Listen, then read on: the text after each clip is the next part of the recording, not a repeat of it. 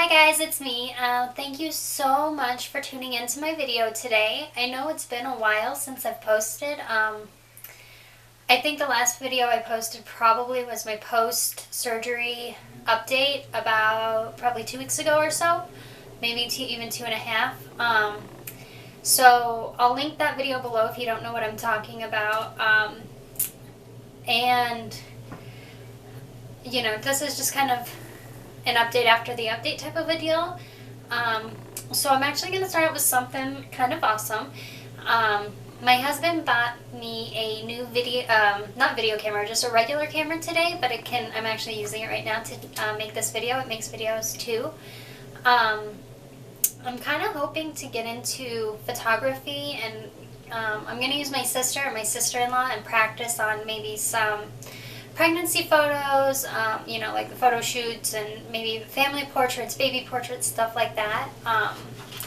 Maybe we went to the park today and did a little nature walk and took some pictures of geese and squirrels and stuff.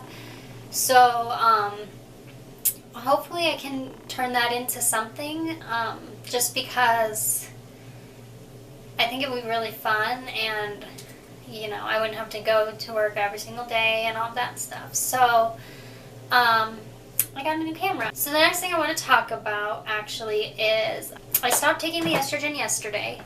So today I'll start the birth control, and basically I was told not to take any prenatal vitamins or any type of vitamins or anything when I was taking the estrogen.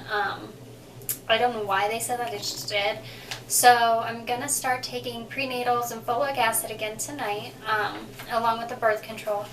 I found that if I take the birth control at night instead of in the mornings, it really helps with my headaches and my nausea, but I'm still probably going to get headaches really bad on the birth control pill. So I went back for my follow-up appointment. Actually, before that, I don't know if you guys even knew this, I went in, my follow-up appointment was March 23rd, and, but I called them on March 21st because I was in so much pain. Like, I literally couldn't move. I was in so much pain.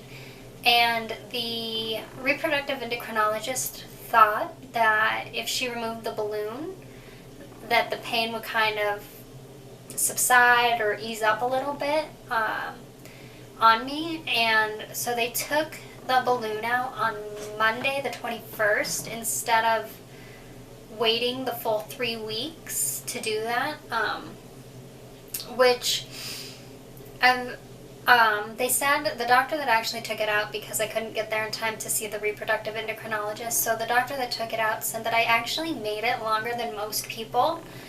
Most people have to have it out in 3 days, or 3 to 5 days, and I made it for 11. So they were really impressed with how long I endured it for, but they still took it out. It didn't help with the pain any at all, to be honest with you.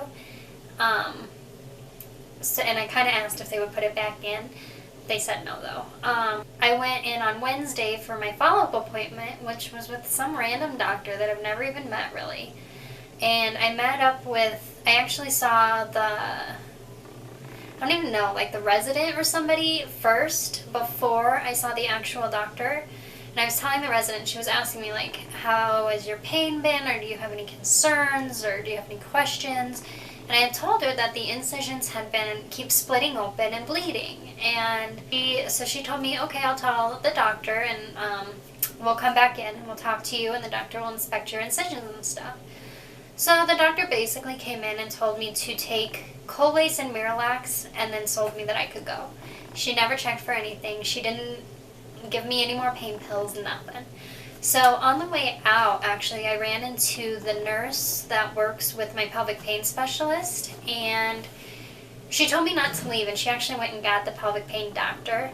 And she came out and talked to me because I was literally crying as I was leaving. I was in so much pain. And so she squeezed me in on her lunch break the following day on the 24th, where she gave me my shots, which are bupivacaine injections into trigger points between my legs and into the muscles in my stomach and my fun zone. to help ease the pain from my chronic pelvic pain. And then we were talking about, upcoming cycles and whatnot, and I had asked her when I would get my next cycle. And she said, because the other doctor the previous day had said that coming from the birth control to the estrogen, it would have triggered a period, and then so I wouldn't have another one probably for a month or so. And I was like, okay. So, and my pelvic pain doctor said that is not the case at all. The estrogen actually would prevent a period from coming because I don't have the progesterone. So, she said I definitely didn't start my period yet, and that my next period wouldn't come until after I'm off of the birth control pills.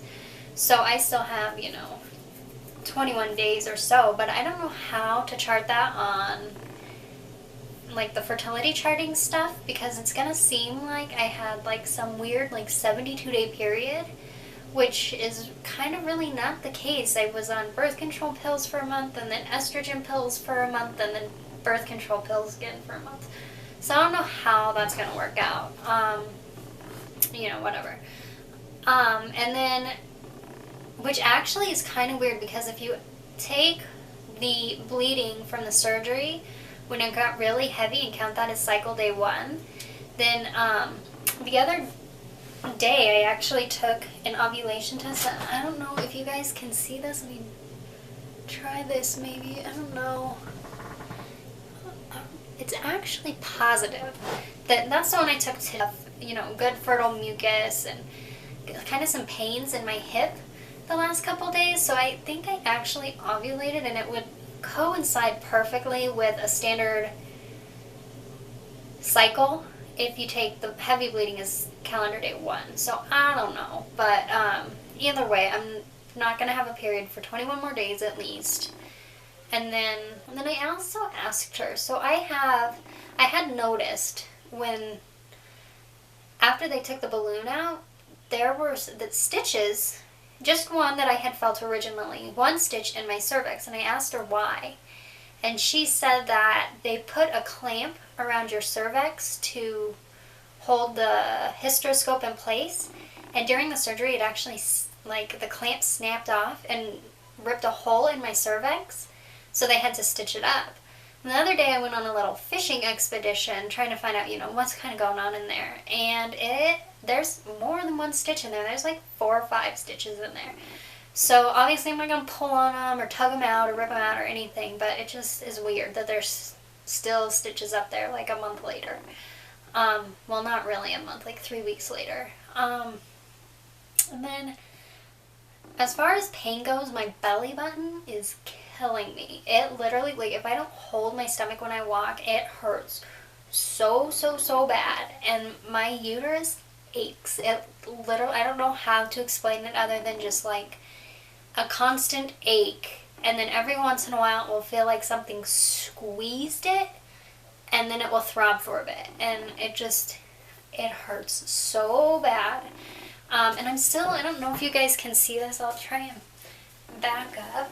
I'm still really swollen. Like, all this is normally not there. And if I turn sideways, these, handle-looking things is all swollen me. And I don't know why I'm still swollen. I don't know if that's normal or what. So, I actually go to see the reproductive endocrinologist tomorrow to find out what our next steps are. And I'm definitely going to ask her about it, because it's, I don't think I should be in this much pain and this swollen 3 weeks later. But maybe I'm wrong. I don't know. And then we're going to talk to her about next steps. I do know that we have to do a 3D ultrasound, and I don't quite know what that involves, if that involves another SIS or if there's something else that they can do for that. So if any of you guys know, please let me know, because I have no idea what to expect. I don't know when she's going to do it, or, how it's going to be done or anything. So definitely I'll keep you guys updated on that when I find out and what she says. And then hopefully, so I haven't been at work since the 10th of April was the last day that I was at work. and they extended my leave. So I'm hoping that I can go back on Tuesday. I hope they let me go back.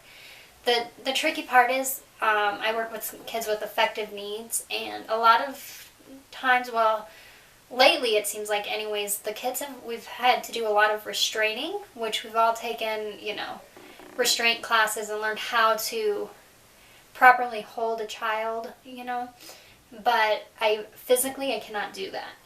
And I will not be able to do that for another month or so. So hopefully they'll let me go back. I don't know. We'll see. And then, so if I go back Tuesday, it would actually be a short work week. I would work Tuesday, Wednesday, Thursday. And then on Friday is a non-student contact day, so I can go in and kind of catch up and figure out what the kids did while I was gone, what they didn't, what I need to hit on, and what I, can skip over. That's not all that's going on with me. If you like this video, or if you haven't subscribed, please subscribe. Visit my blog if you haven't done so already. And thank you so much for watching, and I will update you guys shortly. Thanks. Bye.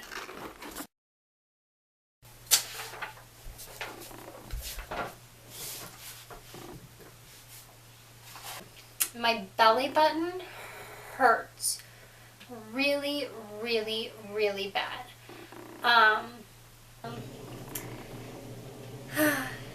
Yeah, day, and I've been having egg white stuff.